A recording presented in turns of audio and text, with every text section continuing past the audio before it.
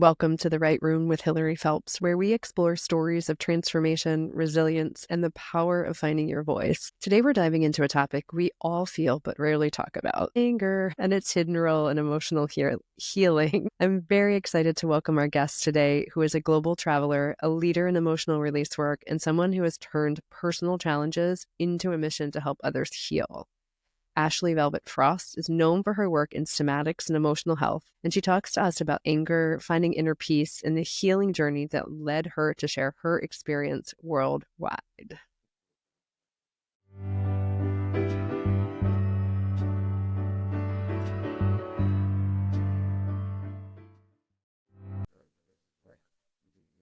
Hi, Ashley. Welcome to the Right Room.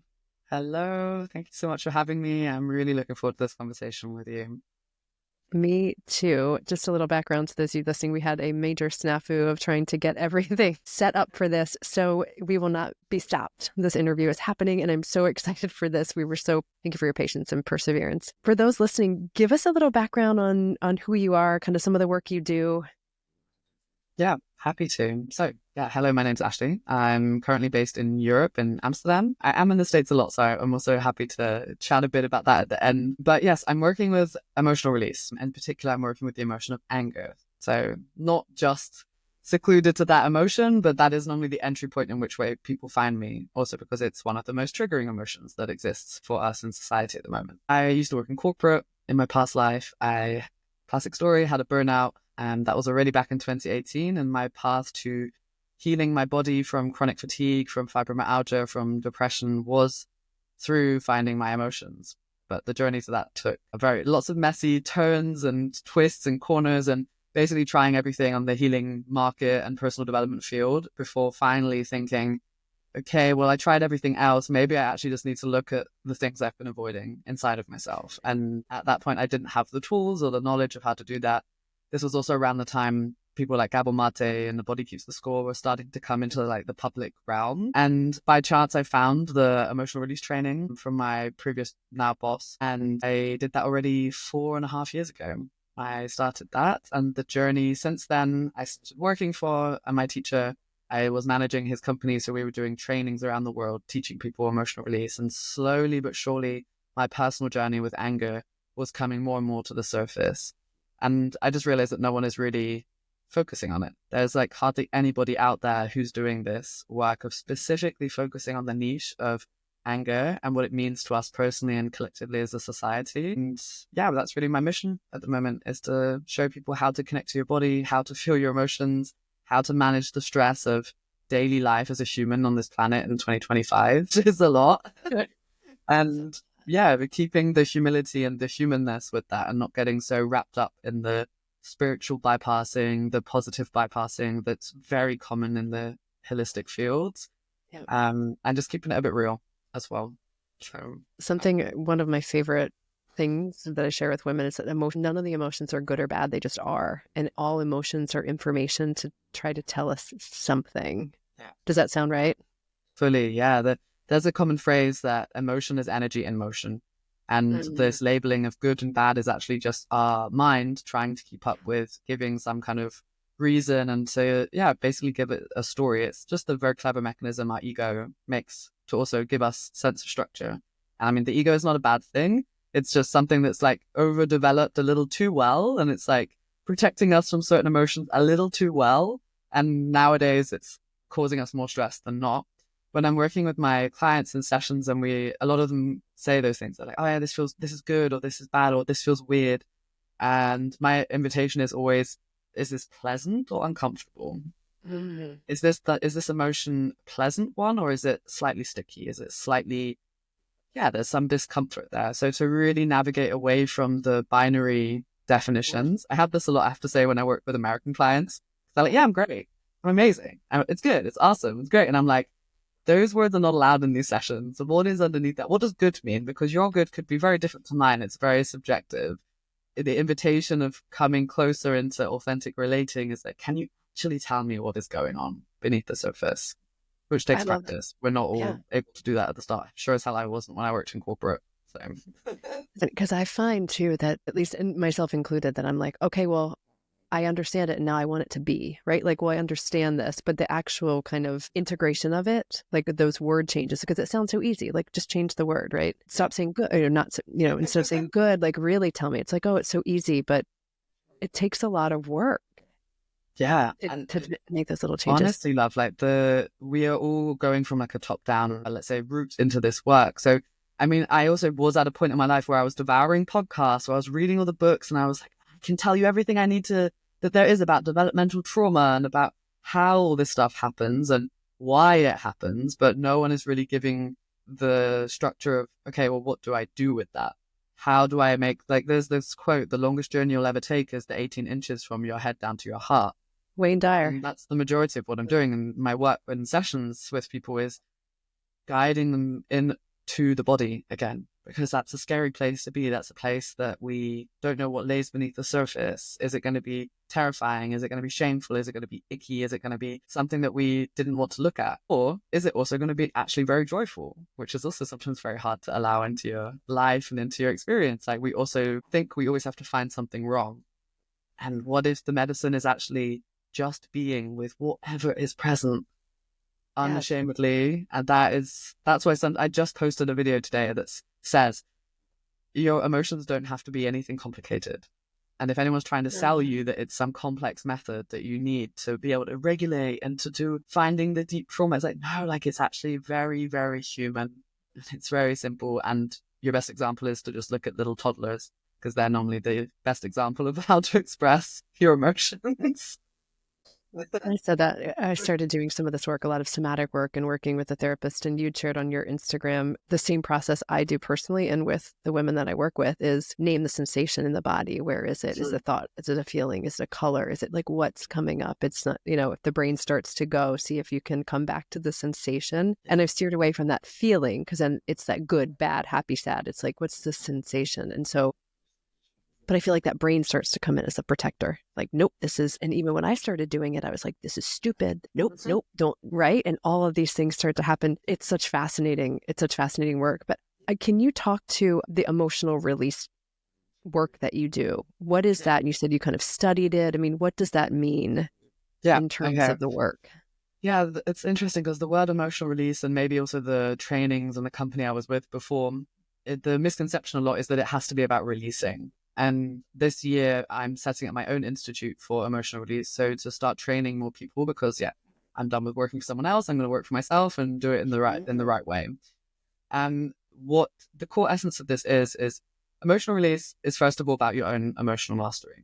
So that's also a big word. What does emotional mastery mean? It means meeting your own shadows, doing your own work, going to your own depths. Because if you are somebody who wants to hold space, quote unquote, also a big word thrown around at the moment. Not everyone really sometimes knows what that means. If you want to be able to hold space, so for me, holding space is unequivocally I'm present with my heart. I feel it's called like listening with your heart.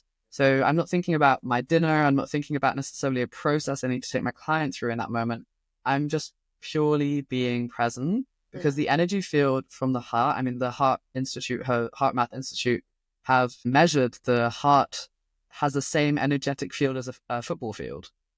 And it is that is really the space of alchemy, because think, no matter how much pain you could take, like heartbreak, grief, the heart can always alchemize it. It's like this bottomless pit of never ending love, the same love that we have for family members. It transcends time. It transcends so much.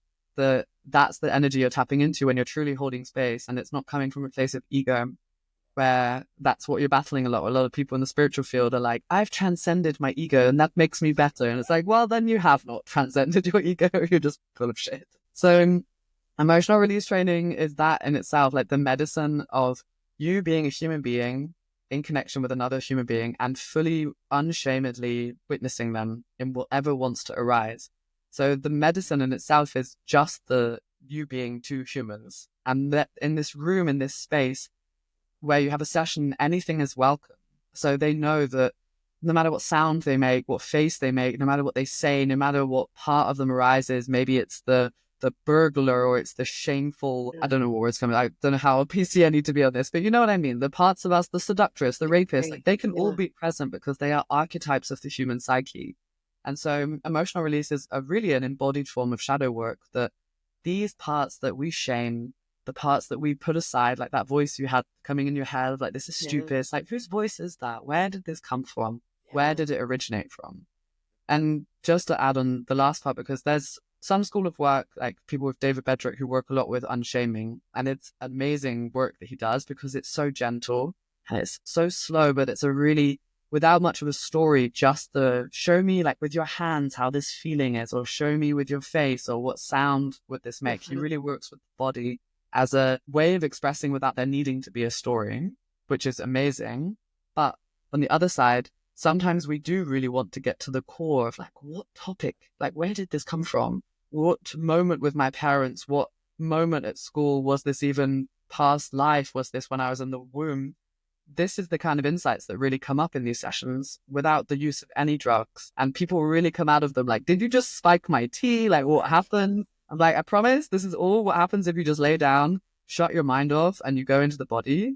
And that helps to have someone guide you the first times. Like even I still receive from my old colleagues, because you just need someone to hold the room for you at times. Like you just want to be able to relax and not have to be in thinking pattern recognition mode, which we are if we're trying to guide ourselves on a meditation up, like at home, or if you're trying to do the process by yourself. Just having another human with you already makes that so much deeper. And yeah, we're here to connect. We're here to see each other and learn from each other and relate in that way. So I love this work so much.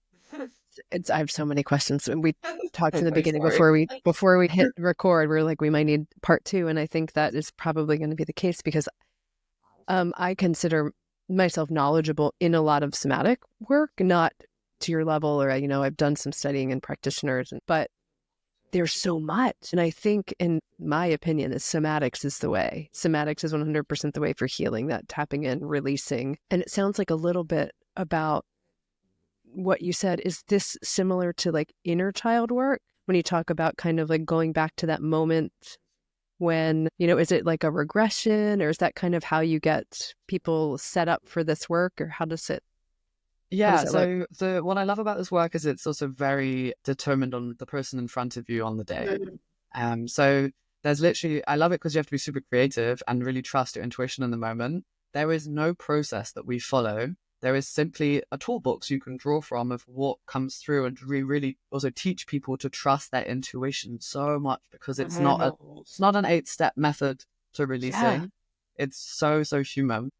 Every session can look different. So it doesn't mean every session inner child stuff is coming up. If someone's more beginner, then I'd say like 8 out of 10 sessions, I am doing some form of work with younger memories and experiences. We're looking a lot at things from 12 and under, because that's also when the chakra system is developing. If you've read like Eastern Body, Western Mind, that goes into really nice detail in that book. That's like the foundation text for the students to read, that talks about different ages, different energy systems coming up from the root all the way to the crown. And so you can almost play detective looking at someone's life. Okay, like they're telling me that they have liver issues and tightness in the diaphragm, and then I can ask them like, hey, did something happen around age 6? Like where you had to, something you didn't have a choice on? They're like, yeah, I moved home and I didn't want to leave my friends and we had to move to a different house. And I know as a detective of this that can link to autonomy is developing around age 6, the solar plexus, the power center, the sense of I'm able to make choices and they're honored. And for the majority of people, I think anger is such an issue right now, because what else happens around 5 or 6 in the majority of society? We go to school. Yeah. This mass trauma happens on a huge collective scale, where we are then stuck at the 3rd chakra. And that's why you see the majority of the shadows happening in the world right now, money, sex, power, is all 3rd chakra topics, or 2nd as well if you count the sacral. And I think that's why the anger work is triggering people so much when they come into my page and they're like, I didn't like it, but I know I need to see this. And after about 6 months, they go, cool. And I'm like, it's all good. That's how long it takes. Because I think collectively, we're trying to go to the heart, like all the spiritual work of like abundance and gratitude and manifesting and visualizing. They're trying to go top down and not realizing they actually need to go from the roots up. And that means going through the basement that's in the sacral chakra, like all the desires and all the shame that's there, and going to the sense of power and healthy anger in the solar plexus to be able to utilize healthy anger in defense of what you love. And Yeah. So for me, I'm like also analyzing this a lot over the past years of why is no one else really doing anger in this way? Like people talk about it or make a few reels, but there's no specialists right now on this. And I also don't get that in a way, but I do because it's triggering. It's hard. I'm talking. And actually, let's start with anger. Let's go with this, right? It is a topic that we often avoid, right? But it's really central to your work. And it's really, I think, clear that it's abundant in the world too, like whether we're repressing it or whether we're okay to express it. Why do you believe unshaming anger is a critical step in emotional healing? I would say unshaming all of the emotions is an amazing start because that is what's often keeping us sick, tired, stuck, unmotivated, unsure, and disconnected from ourselves and therefore from other people. What I find with anger in particular is because it is such a powerful, it's like a catalyst emotion. Like I really view the solar plexus, which I'm honestly working on in most sessions with people because there's tightness here, blockage. The anger is in a way this transformational energy. And it feels a little different to others because it's such a broad, it covers such a scope. If you think that creativity comes from this, your link to sexuality comes to this, like healthy aggression, boundaries, needs, that every session I would work on could go in a completely different angle depending on what facet of their life is really lacking this drive and this doing. Could also be activism, could be caring for your community. It could be actually, it is good to be angry about things. And in society, when, and I'm going to say this because it's true, and we just talked about women's books before we started recording, that there's a really great book, I think it's like Good and Mad, like the Women's Revolutionary Power. Don't quote me on that. My memory is really bad on titles. That basically when there were periods in time, looking back, that women would get very, very angry, it was always a precursor to a dramatic societal change. So there is something that angry women make changes in the world. And of course, that's something to then shame. That's something that is seen as, yeah, well, be more womanly, be more feminine. Like it's not, you should be nicer, or you should be more pleasing, because there is a fierce, fierce power in women expressing their anger. Yeah. Most of my followers are women. My retreats are now women only, the anger retreats that I do and the trainings. The online one I have is for everybody because I also want to not be fully excluding. But there is, for me, more need right now to be sitting with women in council and sitting with these emotions of anger, sadness, closure, forgiveness, boundaries, needs, and all of the like as well. It's really important, I think, right now. I'm blown away, and if you're listening, I'm just like hanging on every word I'm on that my Ashley period is today, so I'm always channeling a bit. Do you think that women, you brought up boundaries and sadness, kind of all of these things. And a lot of the work I see with women is that we struggle with boundaries. Do you see that? And if so, is that something, where does that come from? Yeah, I'm going to keep dropping a lot of these buzzwords in society where it's like boundaries, boundaries. So let's say generalizing, women in general have been encouraged right from a young age to be considerate of others. And we've been praised for being empathetic. And it's also in our nature, like we are connection and love driven, whereas men are more truth and purpose driven. And even as little boys. And so like how we're raised in society, at least from my perspective as growing up in the West, that it's really beautifully encouraged. Like, you're so friendly, you're so considerate, and you're really taking care of people. You get given a little doll right from the start, and it's like everything is there about taking care. It's what we're mirrored also in films and media. And what I find is that with boundaries, you're looking at, okay, where am I giving my time, my care, my attention, my love? You can really see so many different categories of boundaries: emotional, intellectual, your physical property, your physical body, your time, your spiritual, your intellectual areas. Like there's so many ways that people can step in and cross over without asking permission. Like I'm a big person of like, I didn't ask for your feedback, or hey, like there needs to be consent here if if we're going to have this kind of conversation, or I didn't ask right now for your opinion, etc. Do you say this? Yes. Yeah, I can give you, there's some scripts and things like this that I have from my workbook I can maybe share with you. We can somehow share this with How we can people. share it in the show notes. Yeah. Because I've heard that like giving feedback without being asked is judgment, right? Like if someone says, oh, well, you should do this, but I didn't ask for it. And so Yeah. it's unsolicited judgment, right?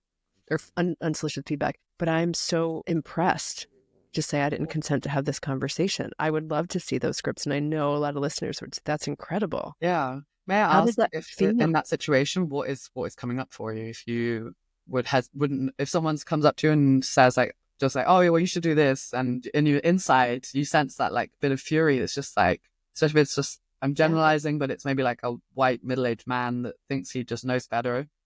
There's so many examples of this. Of like, one woman, an author, was reading a book on on the Sun Lounger on vacation, and the guy came up and started advising her, and she's like, "I'm the author of this book. Like, shut up." It's, But yeah, so, that's an example. But maybe you could share like what comes up a little bit, because maybe other people feel the same thing in so that right way. now, even as you're sharing, right? So Matt, I'm squeezing my hands together because I'm Mhm. going there, right? I'm feeling, and that's probably what I do. I tighten up on the inside. I get a little bit warm, probably a little prickly, like the little tense falling asleep. I get a little bit of that. And I say, go inward, right? I kind of shut down a little bit, put a little bit of a boundary up and just stay quiet. Mhm. Yeah. But I feel frustrated, judged. I think judged is the biggest one, you know, Mhm. when someone gives unsolicited advice and like, I didn't ask you, why are you judging me? And right. And maybe that's a personal thing, or maybe I don't know. What is that? Yeah, I'd say there's two facets. 100% we could look into why the trigger of being judged is there, and I guarantee it's not from this person. It's something from earlier, which is Not asking to good be enough. integrated and seen, Yeah. probably a mother or father. But Yeah. what I love to share with people when I'm at the retreats is that boundaries isn't necessarily about saying no. It's really like, say boundaries are a wall, but Mm. it's actually showing people where the door is. And so let's say we think it has to be this like, no, I don't, hey, don't talk to me like that. I didn't ask for your opinion. And then that's actually unhealthy anger, because it's like sassy, it's not respectful, and you're coming back with fire, and then that you just piss someone off, and then Yeah. both parties leave that conversation unsatisfied. There's an amazing book called Unbound, A Woman's Guide to Power. It communicates in this excellently about power dynamics, how to really speak to someone, especially if it's someone of more power, like a boss or someone in society, to get your way. It's a great book. Mhm. Mhm. So let's say it's not about saying like, don't talk to me like that. Be like, hey, I actually didn't ask right now for your input. I'd appreciate if you could ask me next time if you want to share some ideas. So it's giving a positive construction, and then that person's not going to be like, whoa, you're such a bitch, because you're not being a bitch. You're actually just stating, well, no, I didn't ask that. And if you want to continue relating with me in sorts, then this is the terms that I would want to relate in. So here's the doorway. And if they're like, well, okay, well then maybe that's not the person you want to be relating with, and then you can make that choice to close the door. So it really takes away, because a lot of boundary work is focused a bit too much on like, I don't want this, I don't want this. No, no, no, no, no, no, which is important. But let's try to view that a little bit more about, okay, well, I don't want that. What do I want? How do I want this to be, this situation? And people can also resonate with you way more when you're tuning into, I would love to relate with you in this way. I don't want that. And I want to relate with you in this sort of way. So it's like this real shift in how we communicate with each other. Bearing in mind, of course, you need to regulate if there's like intense triggers coming up. Like this, we're not all saints. And that's what a lot of anger work is, your own practice. It's being just like yoga, just like meditation. Emotions work requires a bit of time, 5 minutes a day before you go to bed, before you're in your car, or like these moments where you can really shut down for a bit from what's going on around you, take a couple breaths, go inside as you've guided, noticing the sensations. And it takes a bit of time. I think my anger journey really in its intensity was a whole year, where every evening I was processing anger. I was having these having conversations, like putting a pillow in front of me and projecting my boss onto it, projecting my ex onto it, and just saying everything that I was holding inside of my body, because I was holding that as cortisol. I was holding that as weight. Like I was Yeah. heavier back then. There was so many physiological changes that came from unloading all of this crap this baggage that I've been carrying around for like my childhood with my parents, school, university, adulthood, working in the corporate world, and now even at points entering the spiritual world where there's a lot of bullshit going on. Sorry, I swear a lot. I'm English. Bring it. Um, I love it. so yeah, it's a practice. It really needs some patience and some grace, that it's not going to be all figured out straight away. And it will feel probably super uncomfortable and weird to tap into your anger if you're really not used to it. And that's also why having community spaces, online classes, in-person things to attend is helpful, because you sometimes need the group dynamic to set the bar. You're like, oh, I can make a noise that loud because, oh, they're doing it. Maybe I can join with them, or they're being vulnerable. I can also now be vulnerable. And like, Yeah. But I find, to your point, like community is so empowering and powerful in every whatever work it is you're doing, right? Like when got sober, I was a part of it, the 12-step community, and that made me feel less alone. And I didn't feel like I was struggling in silence, or I could share like I feel guilt because, or I feel this, and they're like, oh, me too, or I used to sneak drinks, or yeah, and you feel less alone.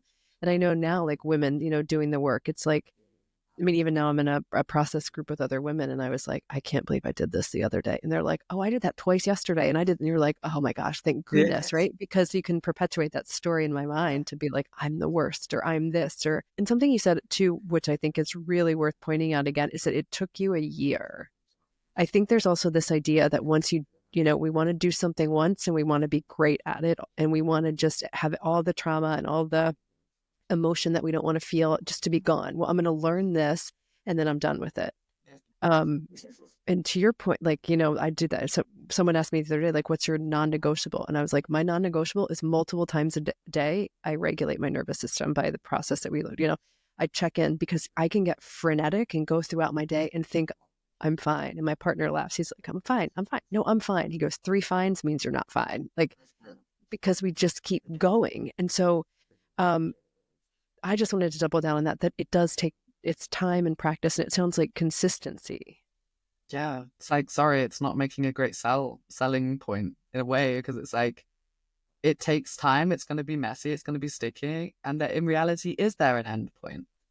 Like I work a lot with the theory around spiral dynamics, and people are like, yeah, but this topic has come up again. And I thought I healed this last year and now it's here again. And I'm like, no, why don't you view this as it's just a deeper layer? Because your tolerance, your like window of tolerance in your nervous system, your ability to handle more and more of the pleasant and the unpleasant has got bigger and bigger. Your wisdom has got greater. Your psyche is like, hey, you're ready to see another layer of this. And yes, it might be painful to have another like onion layer peel off, but it's just your body and the intelligence system of your body guiding you through this process. And basically, it's so easy when you just give it the space. So when you're like, okay, well, sometimes I just be like, right, I'm going to go sit on my chair and I'm not going to listen to anything, no music. I'm just going to sit there and just see what wants to come up. And then sometimes nothing comes up and I have a beautiful rest because that's what my body was asking for. I And love it. sometimes a thought pops in my head and I'm like, yeah, that's actually a trigger. Oh, I'm noticing, okay, my chest is hurt. Okay, let me breathe into that. Let me make some sounds with that. And then I need to yell in a pillow 3 times and I'm good again. Like, it doesn't have to be this big ceremony. It's like, what if you could just bring in micro moments of your day? Because that's more realistic for the majority of us who have to deal with everything, kids, family, home, taxes. Like, when you have to deal with all of that stuff, you don't want to be like, now I need to also put time in my very busy calendar to regulate my nervous system. It's like, no, just take a deep breath a few times and make some sounds if that's all you have space for. Like I said, driving is a great thing for that. If you're like just about to set off, like, why already make that a habit of just take a couple of conscious breaths before setting off in your car? Because maybe then you need to squeeze the driving wheel a bit just to like working with tension and release is honestly the easiest way to work with anger. Because it's that constant, Talk about like, that. do a silent scream or you just want to tense your arms. Like, the hands are always the first thing that come up in sessions. And that's so simple if you're just squeezing, alternating your fists and really squeezing the biceps tight towards you, taking a breath and like holding it. The tension and squeezing and then is naturally helping you to release pent up emotion of any kind. If there's sadness present, if there's even too much joy, you're like your arms want to go and it's like super exciting. Yeah. Like, again, how a kid would do it. Yes. I'm getting very excited on this phone call, I notice. I am too. I'm like, I have so many ways to go and I don't know which way to go.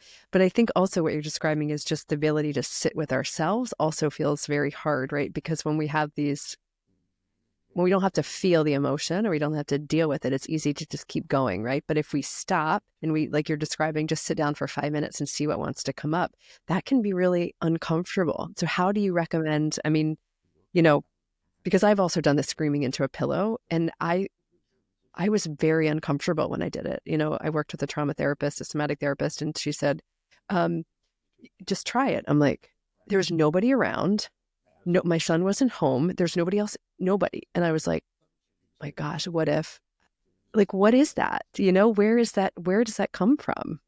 I think just intense societal conditioning around Mhm. not looking weird, like almost this, don't be uncivilized, like don't be raw, don't be messy, don't be primal, like you're an adult for God's sake. Like, An adult why do you feel woman. like you need to scream onto a pillow? Like, Yeah. get your shit together. Like the keep Hate calm and that carry shit. on. That's literally the slogan of my country, the UK. Like, can you Uh-huh. imagine how messed up a whole nation is? If that's the message. Like, hey, we know you got severe trauma from the war, but just like bottle Keep it going. down and keep going. And no wonder there's such a high rate then of breast cancer. My grandmother's generation, it's the highest rate of breast cancer that was happening in the world, in England, sorry, because of the grief and all the unprocessed emotions that didn't get a chance to be felt after half the nation died in the war.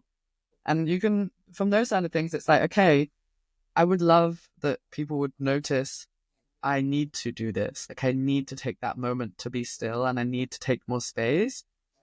I also didn't do that when my body was starting to scream at me. Yeah. I kept going. I was working out loads, going to a job I hated, hating myself, going to parties.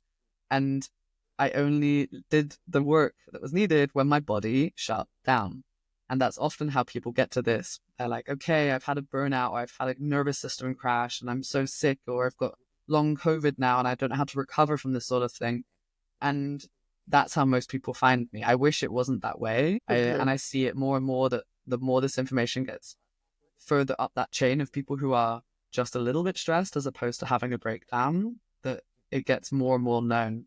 But unfortunately, that's how it's been Yeah. for my work. I feel like that's common though too, because a lot of the women that I work with too, they come and they're like, okay, I'm at the end, I'm at my wit's end, or I'm at my breaking point. And it's like, you don't have to have a rock bottom in anything to start being better or to start feeling better or to start, when I say being better, I mean, like, it's okay. Some women like, well, I just feel empty or I don't feel like my voice is heard but it's not a big deal because I have to take care of my family. It's not a big deal because I've got to, this goes back to the nurturing, right? I've got to take care of somebody else. So I'll deal with that later, right? And then later is what you're talking about now when you show up, when those emotions and that trauma start showing up physically in the body. Is that right? Yeah, Yeah. pain, autoimmune diseases, thyroid issues, weight Yes. gain, stomach issues, IBS, liver, acid reflux. Like, this is all stuff that I'm working with. Acne, psoriasis, rosacea. This is all emotion, not just anger related. Endometriosis. Like, Hmm. there's so many symptoms that we have that also the Western medicine is not really catered to working with the female body. Oh. Like, when was it the women were included in medical studies? I think the 90s. So, Yeah, we could go on so many times because I've heard this too. They're called isms if they're for women, or yeah, PMS syndromes. syndromes. Yeah, Yes, for women, but all the yeah, studies are done on men and boys, and like ADHD in women was never studied, and it's just yeah, misdiagnosed. And now you have a culture of overperforming women because they feel like they're not good enough, but they're really, some of them have ADHD and just need better ways to yeah. navigate a day, right? And We're it's living in a society that's not tailored to the female cycle. no, and it's focused on fixing something rather than prevention, right? Like you're talking about like preventing it rather, we've come. So let's talk about that a little bit because you kind of touched on it, but you went through a chronic illness and burnout in 2018. Can you take us back to that and what that was like for you, and um, help us understand how some of those experiences shifted you into the space of healing? Yeah. Back, actually, I'm like, take us let back. me unpack that little box there. Let me get the trauma box off the shelf. No, I mean, it's not something that's like, it's not sticky now inside of me. But if I think back to the time before the burnout was there, was that I was doing everything possible to not sit with my feelings. I would say had like very high functioning depression from childhood. And I was Mm-hmm. very high achieving, like with sports and academia, and I got a good job, and I moved to Amsterdam and was just doing everything I could. I was like, I wanted the best body. I would go to the gym, like hit workout 6, 7 days a week. I was like eating 1,200 calories. I was just doing everything that I thought how success looks like. It mattered who I dated, what parties I went to, about looking cool, going to all of this external stuff. Because actually inside was a little girl who did not feel worthy, who didn't feel confident. And that was showing up a lot in my work, that I really had the imposter syndrome of like, I'm not good enough to be here. I don't even necessarily like this industry, but I don't think I could fit anywhere else, or no one else is going to hire me in other places. Yeah. So I had what I would call a slow burn out. It wasn't that I wasn't a trader. I wasn't in a competitive, crazy job that's like with crazy hours. It was more like every day a bit of my soul died going into that workplace, until at some point I went to a vacation in Japan, and on my flight back, I thought I was having a heart attack. And I was like, oh my God, do I have a blood clot? What's happening? I realized now that was just a panic attack. I'd never had That's one it. before. And then I got to enjoy the beginning of the gaslighting of the Western medical system, in particular Oh here in gosh. Holland, where What unless you are happened? dead on the floor, they just tell you to take paracetamol and come back if you're still hurting in 2 weeks. And I had to deal with a lot of that, like not believing you. They just think you're wasting their time. You're sat there crying, and after months of this, like clearly showing signs of like visible mental distress, alone in a country that is not your home country, and the doctors don't even really think to prescribe you to like a therapist or things like this. That it was very easy to have like slipped through the gap, and that also made me very angry, but I didn't know that at the time. So Yeah. yeah, it really took the big crash. And what the crash did is force me to stay in bed for nearly 3 months. And there I couldn't avoid my shadows.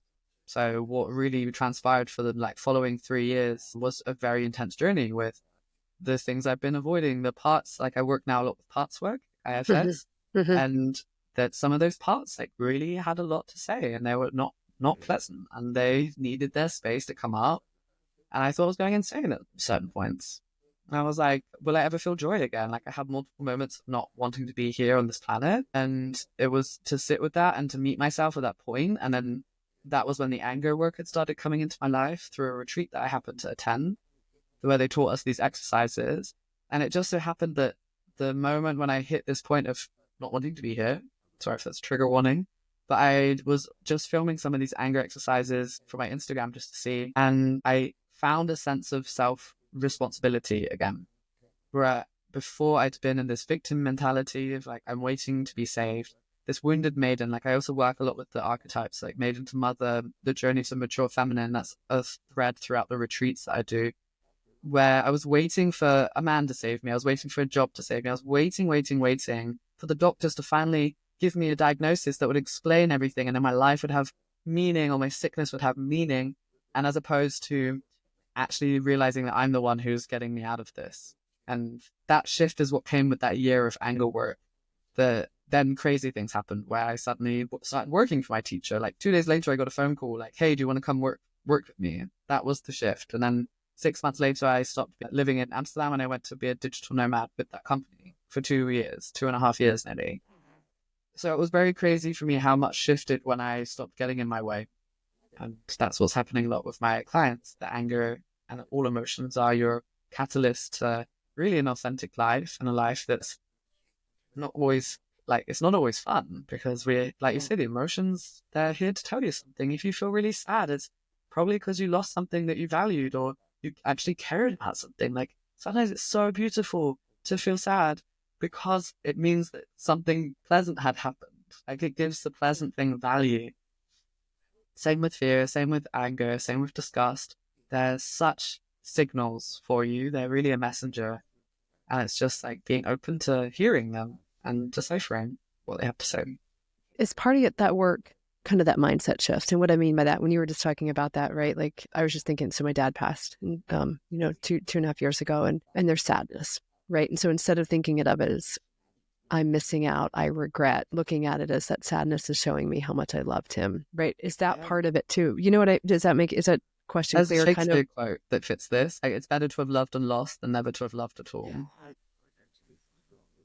So I think, yes. And I think, so I'm formulating the question right, but kind of that using that information to guide you versus to kind of keep you stuck. You know what I mean? Like being able Yeah. to look at anger in a way that like, this is information and this is showing me where maybe my boundaries have been pushed up against, or maybe, I have grief because I regret not fill in the blank of X, Y, and Z or something like that. But being able to say like, it's showing me and I get to move past it, or I get to take that information and do something with it versus staying stuck in it. Fully. Is that question more clear? So kind of, is that the work that when you work with women, you work, um, is that part of it? Kind of that mindset shift too? Yeah. Yeah. I love that you say this. It's really this shift away that we can't control our emotions. Like most people come, not most, but people are like, yeah, I really need to control my anger. I really need to like, it's getting in the way of my day to day that I have these feelings, and can I do this session and then I can like manage them better. And it's really, they're not things that we can manage. Like of course, like you can regulate your nervous system and you can create an environment where the emotions are allowed to arise, but you can't put them into a box. Like they really want to, they arise, they are telling you something, they Mm-hmm. just want to have action, whether that's crying or whether that's sitting for a moment, whether that's doing a yell, whether it's just like, just acknowledging, can I allow right now that I feel sadness? Okay, yeah, can I really just let this sadness be here for a moment? Okay, and if I do that, what does it want? Oh, I notice my brow is furrowing and I have a bit of a sad expression on my face, and then the breath is getting a bit shorter, and you can actually prompt your body into moving through the energy just like a little kid would.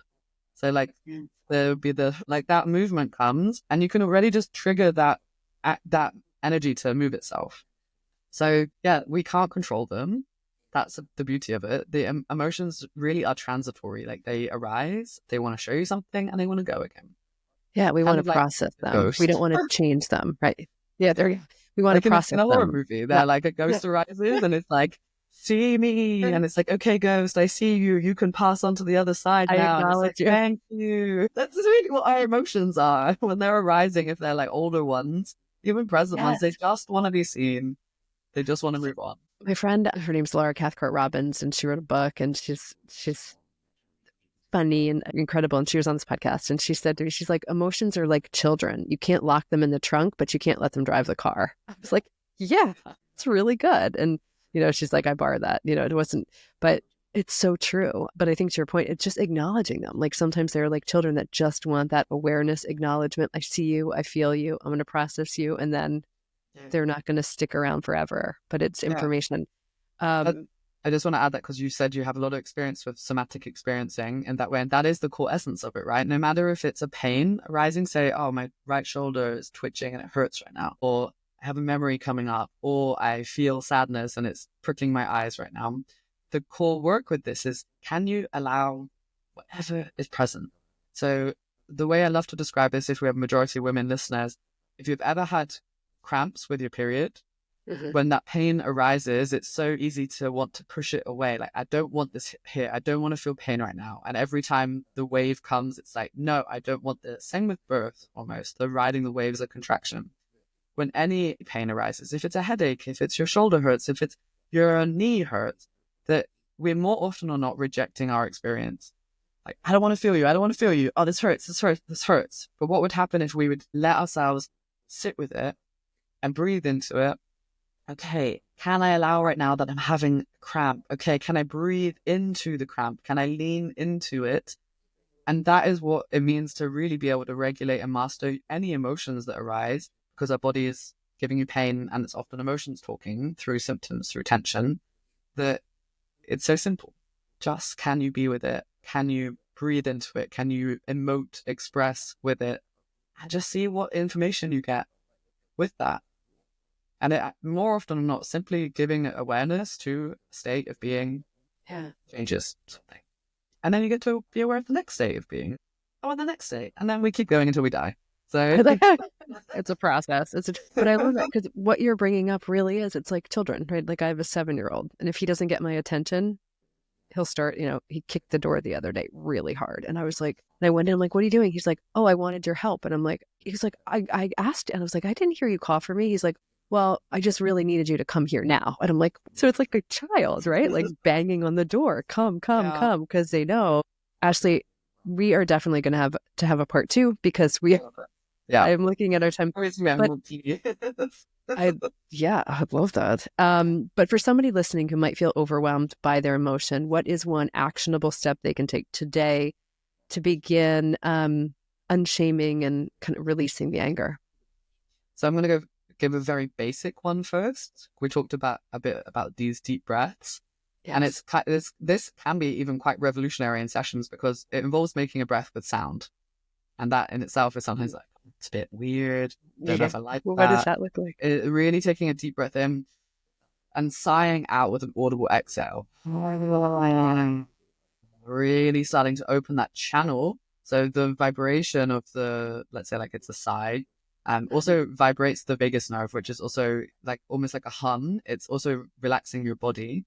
And Mm. it actually helps you to drop deeper if there is a feeling or a sensation arising. So it helps you to focus your attention to breathe into maybe the pain in your shoulder. Okay, if I could put my awareness where I'm feeling pain right now, there, can I breathe into it as if my breath is going into that part of the body?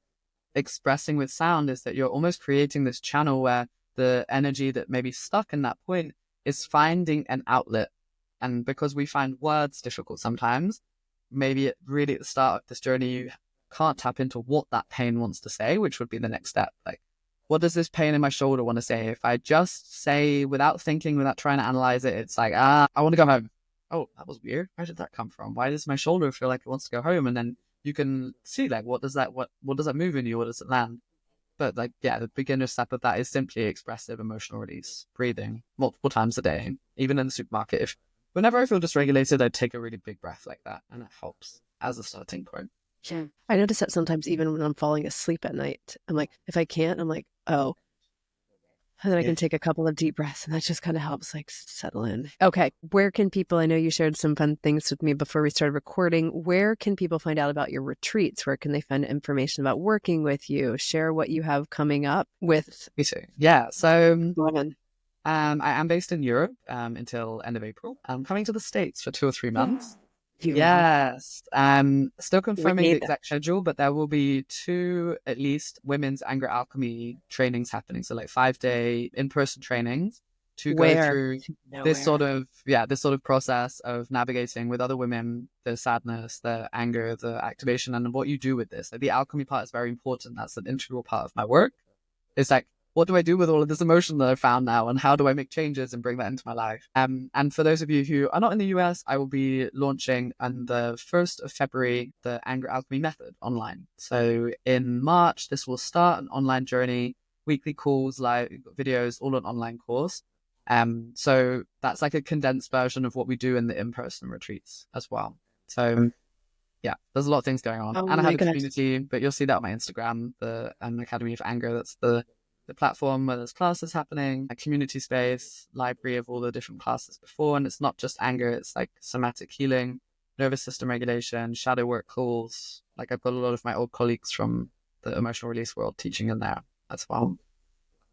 There's a lot going on. I'm loving all of this. So is the 10-week, though, starting in February, is that where you're teaching others to teach this, or this is where you're teaching others to use it for themselves? Use it for themselves. Yeah. Okay. Yeah. The Emotional Release Institute that's coming later in the year is for all emotions, and if you want to learn this to guide other people.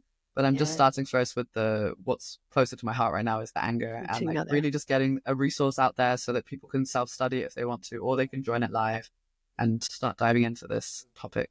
And yeah, maybe we'll be coming close to you I, in the East Coast somewhere. yes, I will get as many women as you want here on the East Coast, and we will do this workshop if you'd like. I promise you, I I could mean, get yeah, I'm lots of. still figuring out the locations where there's a demand. So if you're listening to this and you're like, please come to my place, or you know that there's a big demand right now, I will be in Austin, Texas in May, and planning to go to Los Angeles in June. But around that, rest of it's very flexible.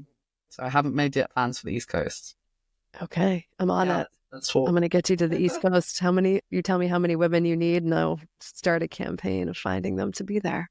Okay, It sounds amazing. incredible. Ashley, thank you so much for your time today. Thank This you, was Hilary. fantastic. We are definitely doing a second one Soon. because I Yeah. got your 3 questions, and it was just such an empowering and helpful conversation. So thank you. Thank you for the work that you're doing with helping so Thank you. many people with this important topic. Appreciate it. Have a good Thank day. you.